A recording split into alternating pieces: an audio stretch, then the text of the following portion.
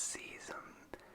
We are 8 games in, so while we can't draw conclusions on teams, I think this is a good sort of break to have where we can look at the teams and say, okay, we can make some sort of judgments on each team. So that's what I've done, and I'm going to give you what we've learned so far about every single team in the Prem.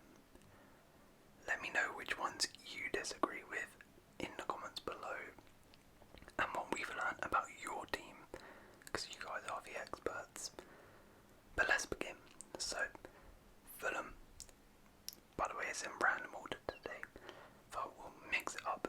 So Fulham, we're starting off with, they lack goals. Well, we all kind of knew this one coming into the season, but I think everyone's point has been proven already so far this season. Fulham have scored 8 goals this season. They're 6th lowest in the league, and 3 of those 8 came in one game against Sheffield United, who are, as we will get on to, not very good. Raul Jimenez is definitely not the solution up front. He does well, but doesn't score goals, again, as we all kind of knew going into the season. And without Mitrovic, Fulham are looking very toothless. But, to be fair, so far they have managed to grind out games and get points on the board, but I'm not sure how long that can last without a proper goal scorer in the team. Bournemouth, they need time. It's been a tough start to life in England for Iraola. Very tough, in fact, as they go into the international break. One of only 2 teams in the league not to get a single win so far. But their performances for me have been encouraging, and it's not all doom and gloom. I think Bournemouth and Iraola need a bit of time and patience. There have been some good signs so far, and he also have a lot of injuries with new signings Tyler Adams and Alex Scott yet to play a game. And I feel the fans and owners need to be patient here. Give it some more time, let Iraola implement his style fully, get Alex Scott back, and then I see them getting some wins on the board. Bournemouth, be patient. Burnley, they are naive. This word sums up Burnley so well. Naive. Burnley have played some good football so far this season, but they have just been a bit too naive in certain games. They've had one of the hardest runs in terms of fixtures of any team so far, but I think they could have got a couple more points than they do if they slightly change their style. I'm not saying go Dyche ball, but at times when they have played Spurs, United, City, Newcastle, if they had dropped their high line back a bit, went long a couple times, they would have saved a lot of goals and grabbed some more points, which could be invaluable for keeping them up. They've had a tough start, and I do think things will improve for them, but they just need to be a bit more street smart in those bigger games, in my opinion. Chelsea, Sterling is back. Chelsea have had a poor start to the season, but one player who hasn't, and is the shining light of Chelsea's season, is Raheem Sterling, who looks like he's back to his best. Sterling was, quite frankly, shocking last season, but this year he looks sensational, both on the right and the left wing. He is taking on his player, driving with the ball, and when he's doing this, he has been unstoppable. His decision making has been a bit dodgy at points, but it seems Sterling is stepping up as one of the more experienced members of the Chelsea squad, and it's great to see as a Chelsea fan, because we really do need him. Manchester United lack goals. Now, a lot has gone wrong for United this season, but for me, one of the main things we've learned and the biggest problems for them, which actually not too many people are talking about, is goals. United lack goals badly. I said Fulham lack goals, but United have actually only scored 1 more goal than them in the Premier League, which is awful. Now, part of this is because of chance creation. They have really struggled to create chances, but also because they lack a true goal scorer. Last season, it was basically just Rashford who scored, but this year he's been off, and that means if Rashford isn't scoring, well, nobody else assists. Whelan looks good, but he isn't a proven goal scorer yet. So this is a very worrying sign for United, and it seems goals are a big issue for this side. Luton lack quality. Pretty obvious one, which everybody already knew, but it's been confirmed at the start of this season. Luton just lack the quality to compete with most of the Premier League sides. In all their games, you can see they lack quality all over the pitch compared to other teams. But that doesn't mean I think they're going down or rubbish team. I actually think they have performed very well so far and better than I thought.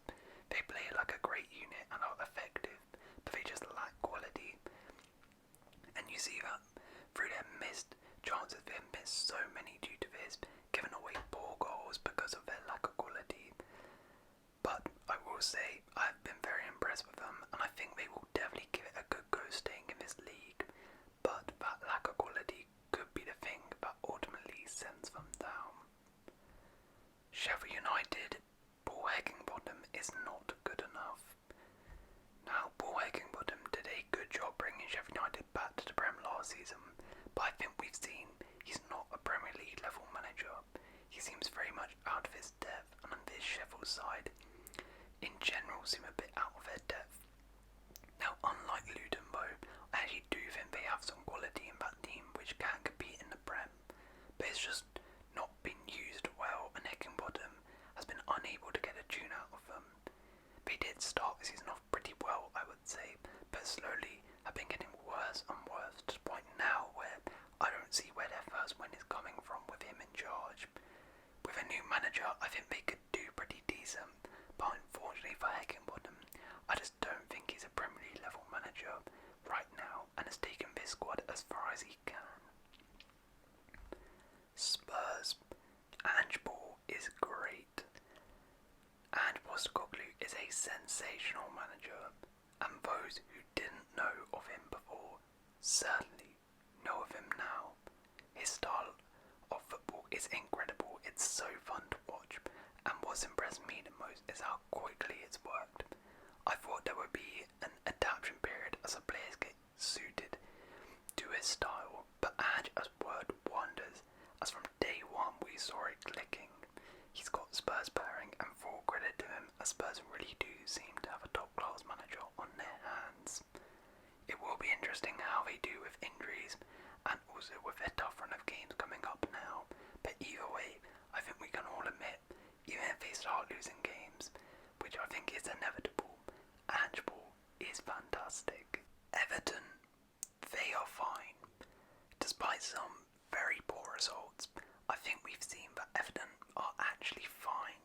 Their performances are pretty good, to be honest, and unlike Dyche, they've actually been really fun to watch.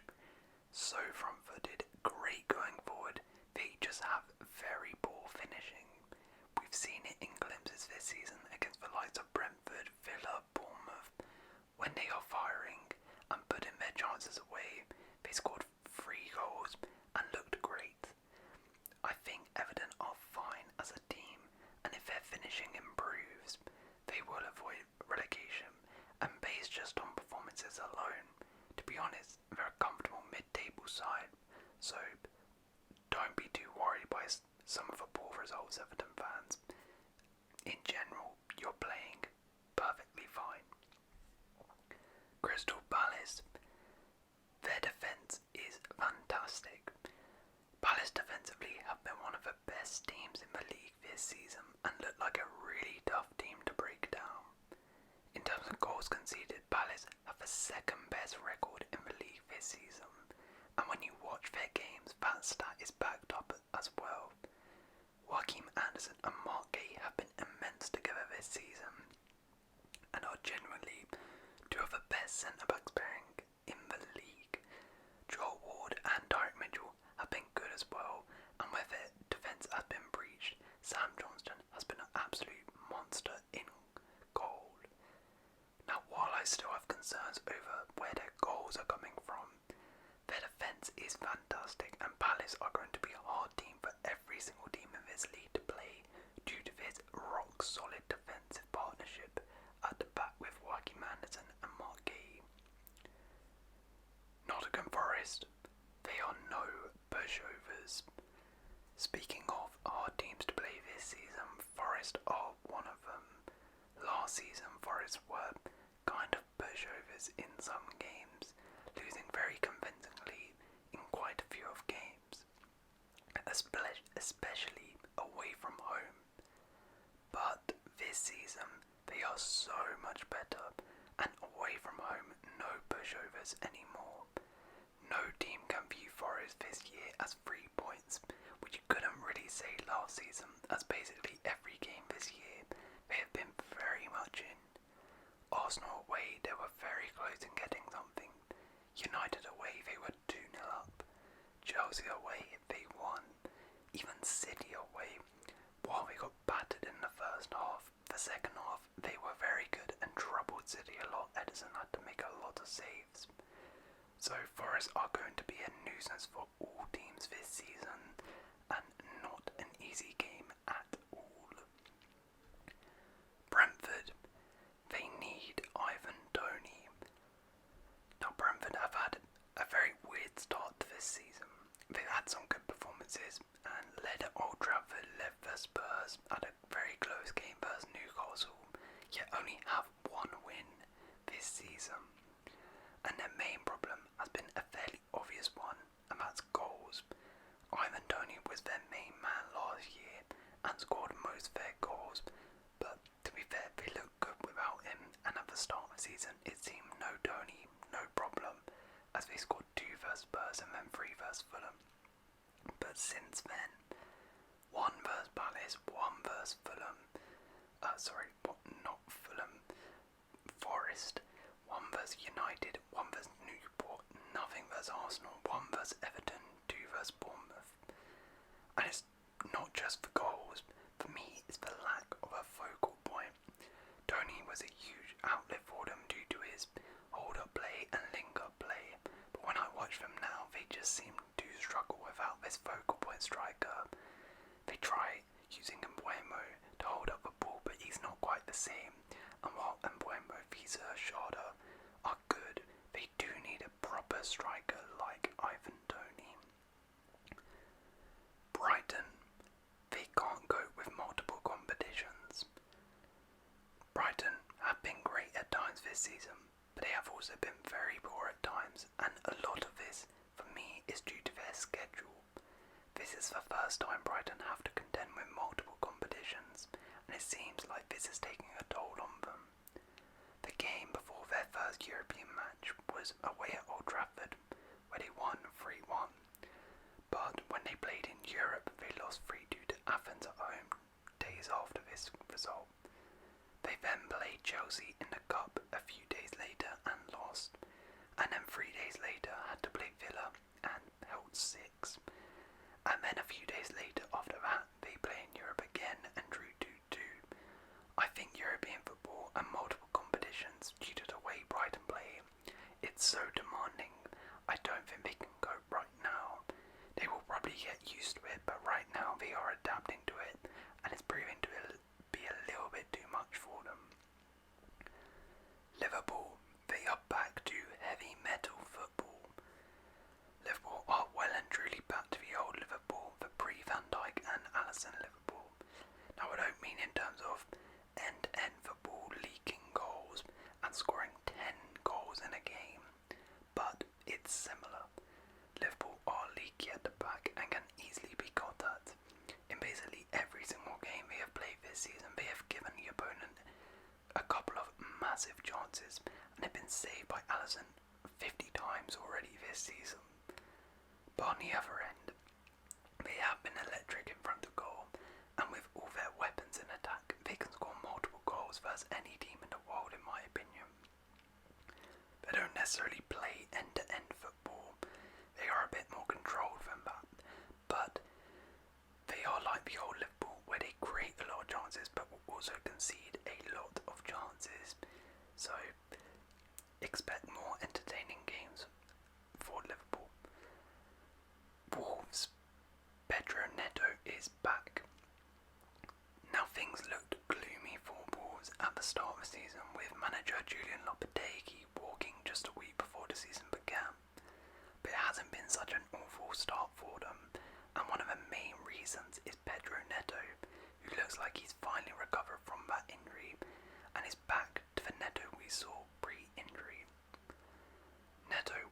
first saw him at Wolves was being highly rated and talked up a lot as a young, promising winger.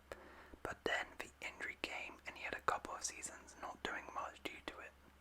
But this season, it looks like Neto is back and even better. His pace has been electric, running past players with ease, his dribbling so good. He's creating loads of chances, scoring goals himself. He actually is the leading assister so far in the Prem. Neto is fantastic and a real bright spark for Wolves, and without him, Wolves would be struggling this season. West Ham, they don't need Declan Rice. When West Ham lost Declan Rice, many feared the worst for them, especially when they started the window by not spending the money at all. But as we've now seen, they don't really need him. Now, I'm not saying Rice was holding them back or Rice is bad, wouldn't play for West Ham, no. But what I am saying is West Ham have evolved and moved on without Rice and actually look much better as a team overall. The new midfielder Sojek, Ward-Prowse and Paquetá has been incredible, and West Ham as a team look revitalised. Their style of play has improved a lot. Other players like Bowen have improved massively, and they are just much more of a team. Without Rice, West Ham are thriving, which is a huge credit to David Moyes. Arsenal, they can win playing bad. Arsenal have started the season off great in terms of results. They are one of only two teams still unbeaten in the league and are joint top of the league. But if you watch the games, you would be shocked to hear that their performances probably warrant about a 4th or 5th place team right now. But that's great news if you're an Arsenal fan. That's because last season, a lot of the time, mainly at the back end of the season, Arsenal, when they played bad, would lose. Sometimes they would scrap a win or a draw, but a lot of the time they would never win. But this season, barely any of their performances have been to the level of last year, yet they haven't lost a single game. So this is a great sign, as yes, it could go one way where eventually these poor performances catch up with them and they lose some games, or it's the other way, where Arsenal, given their quality, can't play too much worse than this, and we all know of a few more gears they can go into. So when that happens, if they're unbeaten, now just imagine how many points they can get when everything is fully functioning. This is exciting times for Arsenal fans. Manchester City, Rodri is their most important player. If you ask people who Man City's most important player was at the start of the season, most would have said Haaland, maybe De Bruyne, and then maybe Rodri. But the start of the season shows that Rodri is by far and away City's most important player, and the glue to this side. City won every game with Rodri in the side this season, and when Rodri gets suspended, they then lose 3 games versus Newcastle, Arsenal and Wolves. That's not a coincidence at all. Rodri is the main man in this team, as he makes them so much better defensively and helps build attacks. And the thing is, in these 3 losses, City have looked rubbish, to be honest. Newcastle and Arsenal, they created basically 0 chances, and against Wolves they would get counter-attacks so easily and dispossess in the midfield all of the time. This is all because of Rodri not being there, as a replacement for him just can't do what he does, and it's no surprise in the Champions League game in between these losses, when Rodri was back, they won versus Leipzig. Rodri, if people didn't know this already, is the most important player now at Man City. Aston Villa, their depth isn't as good as we thought. Now on paper we look at this Villa side and it's got some of the best depth in the league. Leon Bailey's coming off the bench, Tyrone Mings is out for the season, yet they have Pau Torres and Diego Carlos replacing him. Yuri Tielemans is coming off the bench, John Duran is coming off the bench, but it's not performed as good as we hoped. In the cup competitions, Villa have struggled massively this season. They lost to Legia Warsaw in their first Conference League game, lost at home to Everton in the Carabao Cup, and needed a 90th minute winner to beat Surynsk at home. I don't even know where this club is from, that's how bad they are.